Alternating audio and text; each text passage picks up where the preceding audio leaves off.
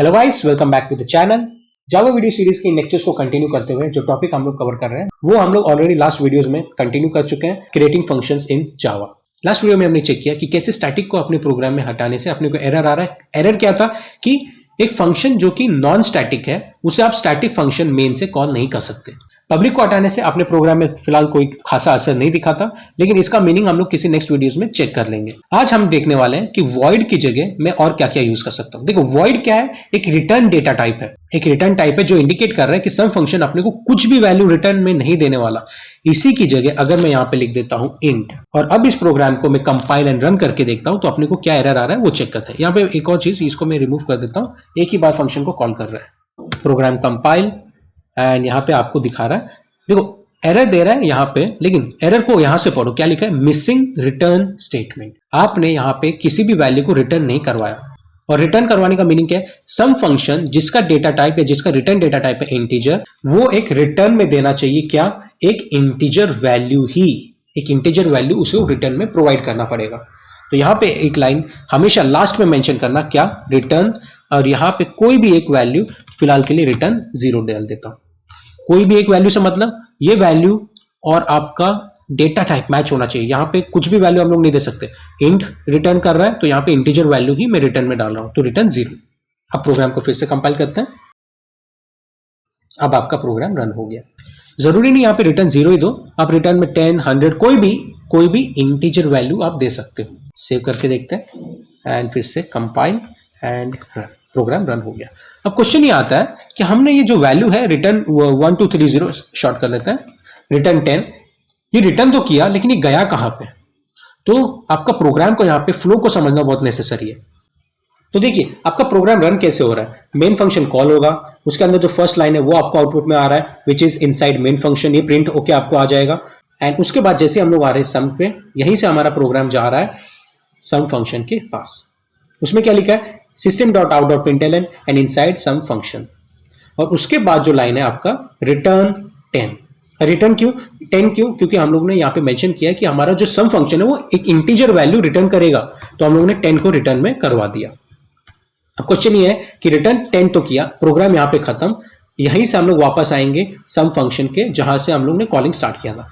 अब ये जो रिटर्न 10 है ना, ये आ चुका है उस लाइन पे जहां पे हम लोग इसे कॉल करना स्टार्ट किया था। मतलब इस वाले पार्ट की वैल्यू अब हो चुकी है 10। क्वेश्चन ये है कि ये जो 10 आया तो है, इसे प्रिंट कैसे किया जाए? तो प्रिंटिंग के लिए आपको ऑब्वियसली पता है system.out.println आप यूज कर सकते हो। तो मैं यहां पे एक लाइन करता हूं, इस सम फंक्शन को एक system.out.println इसके अंदर डाल देता हूं। अब होगा क्या? जैसे ही आपका इनसाइड मेन फंक्शन प्रिंट हुआ, उसके बाद अगेन आपका कंपाइलर समझेगा कि कुछ प्रिंट कर रहे हैं। प्रिंट क्या कर रहे हैं? एक फंक्शन को कॉल कर रहे हैं पहले। तो यहीं से हम लोग चले जाएंगे सम फंक्शन के पास। उसके बाद आपको आउटपुट में आएगा inside some function and return 10। जैसे ही रिटर्न 10 आया, हम लोग वापस यहीं पे आएंगे जहां से कॉल करना स्टार्ट किया था। अब इतने पार्ट की वैल्यू जो हाईलाइटेड है ब्लू में, उसका वैल्यू है 10। और उसके पहले क्या लिखा था? system.out.println। ओके, एंड println में क्या दे रहे हैं? 10 को प्रिंट कर रहे हैं। अब आपका आउटपुट आ जाएगा 10। क्लियर स्क्रीन कर लेते हैं, कंपाइल एंड रन। तो होप सो आपको समझ में आया होगा कि रिटर्न 10 जो रिटर्न वैल्यू है उसे प्रिंट कैसे करते हैं। तो एक ऑप्शन था कि हम लोग डायरेक्टली एसओपी का लाइन डाल के फंक्शन को उसके अंदर कॉल करके कर सकते हैं। दूसरा है आपके पास ऑप्शन, ये जो रिटर्न वैल्यू है ना, इसे कहीं पे स्टोर कर लेते हैं। तो उसके लिए मैं ऐसे कर सकता हूं, इंट num इक्वल्स टू, और यहां पे एक फंक्शन को कॉल कर देता हूं। अब होगा क्या उसे समझते हैं। प्रोग्राम मेन फंक्शन में ये आउटपुट देगा। ये तो नेक्स्ट लाइन आपका कमेंट में है तो ये तो रन नहीं होने वाला। उसके बाद इंट नम नाम का एक वेरिएबल क्रिएट होगा जिसकी वैल्यू कुछ तो असाइन होगी। वैल्यू क्या होगी? सम फंक्शन कॉल हुआ है। यहीं से हम लोग जाएंगे सम फंक्शन के पास, जो कि आपको रिटर्न में देगा एक इंटीजर वैल्यू। वो भी एक आउटपुट प्रिंट कर रहा है inside some function, and return में दे दिया उसने 10। जैसे ही 10 दिया, अपने को पता क्या है कि ये 10 आ जाएगा इस सम फंक्शन के कॉलिंग लाइन पे। अब ये एक लाइन कैसे बन चुका है आपका? इस वे में, इंट नम इक्वल्स टू 10। ये 10 कहां से आया? ये 10 हम लोग रिटर्न में लेके आए जब ये फंक्शन को हम लोग ने कॉल किया। अब इंट नम इक्वल्स टू 10, इसका मीनिंग क्या है? नम की वैल्यू हो चुकी है 10। अब हम लोग सिंपल क्या करेंगे, एसओपी की लाइन में नम को प्रिंट कर सकते हैं। अब जैसे ही नम को हम लोग ने एसओपी की लाइन में डाला, सेव करते हैं, एंड कंपाइल और रन, तो वहां पे भी आपको आउटपुट आ गया। तो दो ऑप्शन है आपके पास। नंबर 1, एसओपी के लाइन में system.out.println के लाइन में डायरेक्टली आप फंक्शन को क्या कर सकते हो, कॉल कर सकते हो, तो जो भी रिटर्न वैल्यू है वो एसओपी के थ्रू प्रिंट होगा। एंड नंबर 2, आप क्या कर सकते हो, एक वेरिएबल क्रिएट करके उस वेरिएबल के अंदर उस वैल्यू को स्टोर कर सकते हो। तो जैसे कि हम लोगों ने एक लाइन लिखा int num equals to sum, और यहां पे फंक्शन को कॉल होगा क्या, मेन फंक्शन ये लाइन प्रिंट, उसके बाद variable create and equals to का साइन, मीनिंग क्या है, राइट साइड से कोई तो वैल्यू लेफ्ट वाले पार्ट में नम में स्टोर होने वाला है। यही अपने इक्वल टू का मीनिंग है। हो क्या रहा है, यही से हम लोग जा रहे हैं सम के पास, वहां से जो भी प्रिंटिंग है वो कंप्लीट किया एंड रिटर्न में लेके आए 10।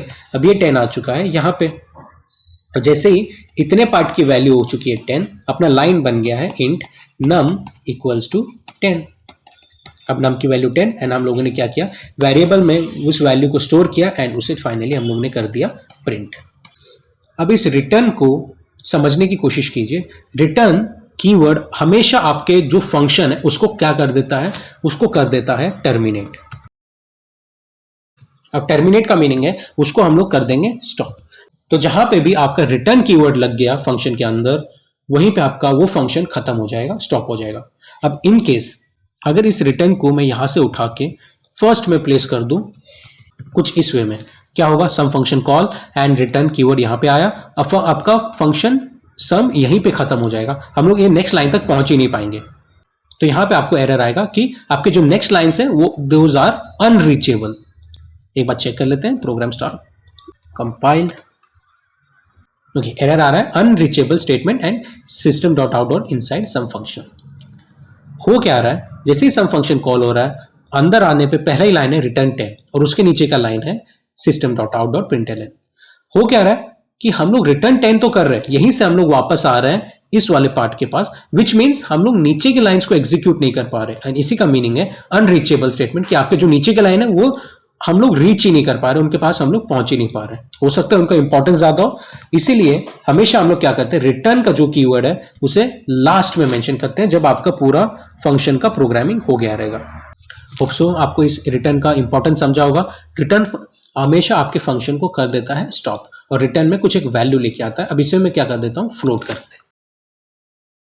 यहां पे रिटर्न करवा रहा हूं इंटीजर वैल्यू। सेव करते हैं एंड देखते हैं एरर क्या आएगा। कंपाइल कर लेते हैं, पहले क्लियर स्क्रीन कर लेते हैं, कंपाइल करते हैं एंड रिटर्न में देखो क्या आ रहा है, incompatible data type and possible lossy conversion from float to int. Meaning क्या है, आपका जो सम है वो कौन सा डेटा टाइप को सपोर्ट कर रहा है, फ्लोट, और नीचे हम लोग क्या रिटर्न कर रहे हैं 10। पॉसिबल नहीं होगा। पॉसिबल क्यों नहीं होगा, क्योंकि फ्लोट का अगर सपोज कुछ वैल्यू है 10.56, तो ये जो 0.56 है ना, ये लॉस में जा रहा है अपना, क्योंकि रिटर्न 10 ही करवा रहे हैं इंटीजर, 0.56 जो वैल्यू है आपका लॉस में जा रहा है। तो यहीं पे आपको बता रहा है कि पॉसिबल है कि आपका कोई लॉस कन्वर्जन हो जाए from converting float to int. तो ये भी आपको नेसेसरी है जानना कि फ्लोट अगर आपका डेटा टाइप सपोर्ट कर रहा है रिटर्न में, तो आपको यहाँ पे फ्लोट ही करना पड़ेगा। तो यहाँ पे मैं लिख देता हूँ 10.09 कुछ तो, एंड यहाँ पे लगा देता हूँ एफ लगाना इंपॉर्टेंट है, क्योंकि अगर आप एफ नहीं लगाओगे तो ये कन्वर्ट हो जाएगा, 10.09 कन्वर्ट हो जाएगा डबल में। सेव करते हैं, क्लियर स्क्रीन, कंपाइल करते हैं फिर से। ओके, अगेन आ रहा है, देखो ये आ रहा है आपको इस लाइन पे, इंट नम इक्वल्स टू सम। सम अपने को रिटर्न में ला रहा है फ्लोट वैल्यू, और यहाँ पे हम लोग करवा रहे हैं इंट में, तो यहाँ पे मैं इसे कर लेता हूँ फ्लोट। अब कंपाइल करते हैं, एरर गए एंड रन, 10.09 पे आ गया। होप सो आपको समझ में आया होगा कि अगर आप यहाँ पे void की जगह कोई दूसरा डेटा टाइप यूज करते हो, फ्लोट, इंट, कैर जो भी है, तो आपको रिटर्न में वही वैल्यू लास्ट में प्रोवाइड करना। लास्ट मीन्स जब आपके उस फंक्शन के सभी लाइन हो चुके हैं तब लास्ट में देना पड़ेगा। अगर इसी लाइन को बीच में किधर देंगे तो आपको अनरीचेबल स्टेटमेंट का एरर आ सकता है। तो जो डेटा टाइप आपका यहाँ पे फंक्शन सपोर्ट कर रहा है वही रिटर्न वैल्यू आपको प्रोवाइड करनी है। कुछ दूसरा दिया तो भी आपको एरर आने वाले हैं। तो आप होप सो आपको समझ में आया होगा कि अगर आप रिटर्न टाइप किसी फंक्शन को चेंज करोगे तो रिटर्न कीवर्ड में वैल्यूज को कैसे चेंज करना है, एंड उसको अगर प्रिंट करना है रिटर्न वैल्यू को तो किस वे में कर सकते हैं। तो इस वीडियो के अंदर बस इतना ही, मिलते हैं आपको एक नेक्स्ट वीडियो एक नेक्स्ट टॉपिक के साथ।